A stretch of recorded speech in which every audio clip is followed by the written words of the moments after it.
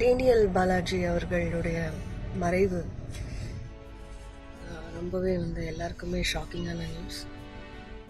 என்னமோ தெரியல, ஒரு சின்ன ஒரு இன்ட்யூஷன். ஒரு 10 நாள் முன்னாடி அவருடைய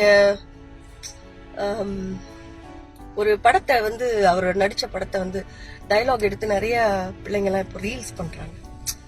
ஸோ அந்த ராகவன் கமல் சார் நடிச்ச படத்துல ரொம்பவே அருமையா டேனியல் பாலாஜி பெர்ஃபார்ம் பண்ணியிருப்பார். அதை நிறைய ரீல்ஸ்ல இப்ப நான் பார்த்தேன். ஆஃப் லைட் அப்ப நிறைய பேர் அதை பண்ணும்போது சரி ஓகே பேசுவோம்னு சொல்லி பார்த்தா அன்பார்ச்சுனேட்லி என்னோட போன்ல அவரோட கான்டாக்ட் மிஸ் ஆயிடுச்சு. அண்ட் ஃபேஸ்புக்லயும் அவர் ரொம்ப ஆக்டிவா இல்லைன்னு நினைக்கிறேன். ஸோ என்னால அவரை கான்டாக்ட் பண்ண முடியாம போச்சு.